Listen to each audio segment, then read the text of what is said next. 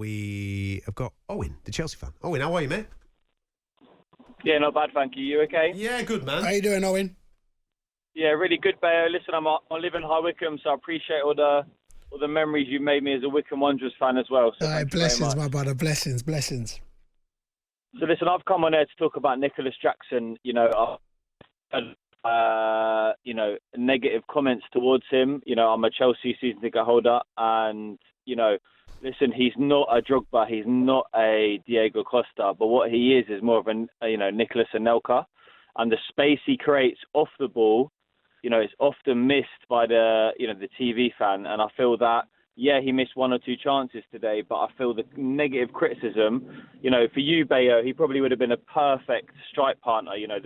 The space he creates and the movement he makes is a perfect for, the Didier Drogbas and Diego Costas. And I just feel that, he does get a lot of hate, and I feel sometimes very unnecessarily. And I just feel I wanted to make that clear on air, as a regular fan. And even there today, yeah, he missed one or two chances, and as a striker, you want to score them, but he does do a lot off the ball to create chances, and we can't just blame him for that.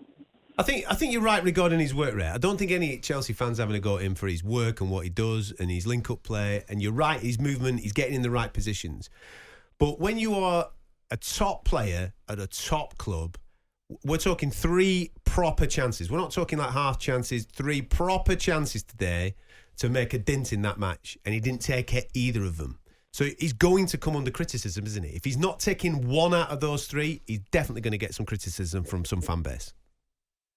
Yeah, listen, I'm here for the debate. I'm not saying it's not under debate, but I just feel we hear a lot about the criticism. Like, you talk about, and yeah, he had one in, for me, 2 chances, but you're talking 3, and we can talk about 3. That's not a problem. But for me... Well, it's definitely 3. He's clean through. He's clean through one-on-one with keeper. He decides to go round him. He doesn't shoot. The second one, keeper, he shoots and keeper saves it. And then the other one, he's a yard off the line and he heads it straight at the keeper.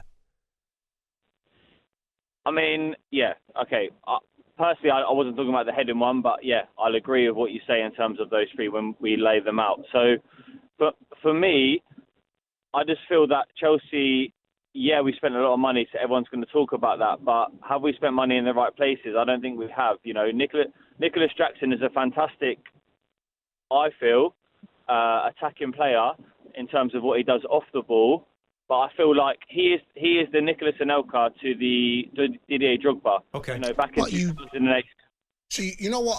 I'm with. To be fair, and I'm with you in the sense, especially being a striker. I just think that what happens when you're trying to, and you got to look at your Chelsea, and you're used to winning.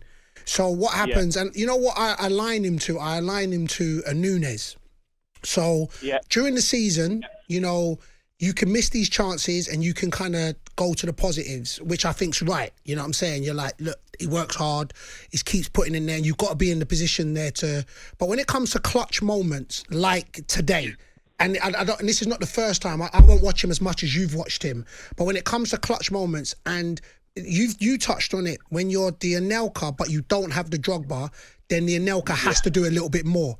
And I think that's I think that's what the frustration comes in, because everything else he's doing up until the final bit is a positive, but the final bit is actually the most important. And sometimes you've watched me play. Sometimes I didn't do anything in the game, but then they digged it up in the back post. I got a header, and then all of a sudden it's the cracks get all of a sudden it's like, and I think that's what's happening with the Chelsea, these clutch moments. And somebody came on earlier, 2 finals last year, the final again. I'm not saying it's him, I'm just talking about clutch moments in the bigger picture. So today, that's where it is. And it's not just him, we know it's not just him, but it's the fact of when you do, and I do think it will try and help him as long as he takes it in the right way, because, he's going through the experiences, and if he wants to put the pressure on his shoulder to be the Drogba, then he goes through the process, and it's like, okay, well, I'm getting negative backlash with the bits I can't do,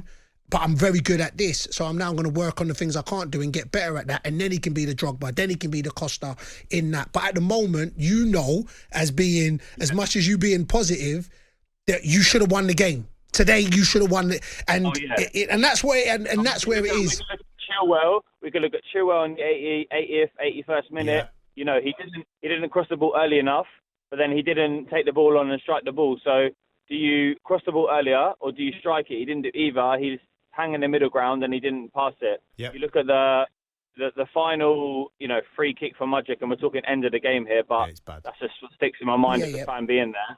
Mudryk, he just hands it over. So, I mean, maybe me being around the ground and not just on talkSPORT, but I'm hearing a lot of negative criticism towards Jackson, and I just feel that, when we signed him, he'd had an amazing 6 months at Villarreal, yeah? He had an amazing 6 months where he had scored, I don't know the result, I don't know the stats, but I remember at the time he had a really good 6 months. But actually, look at him as a player, he's actually the second striker, and he always has been.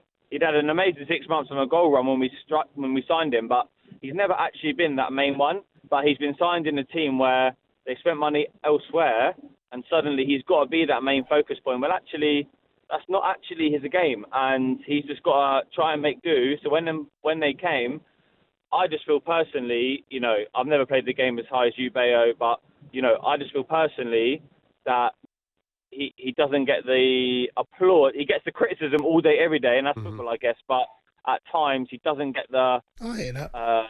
He don't get the props that he deserves, which is good. And for me, that's the good, because I think in society now we like to see the things people can't do, and you see everything, but we also do know the game we play in. And as much as I would even like to be like, I see the positives as fans, ultimately, especially if we don't get over the line, the easiest thing is what you looked at, an analysis of the games and those chances is what that jumps out of us that says, if you put it well, goals change games and that. So, but no, man, listen, he's raw. He's young, he's inexperienced, and he'll be gathering these sort of experience in this season. So he's got all the raw attributes. He just needs to kind of fine tune it. But that's what comes with being and playing for an elite football club. On AM, on DAB, via the talkSPORT app, and on your smart speaker. talkSPORT.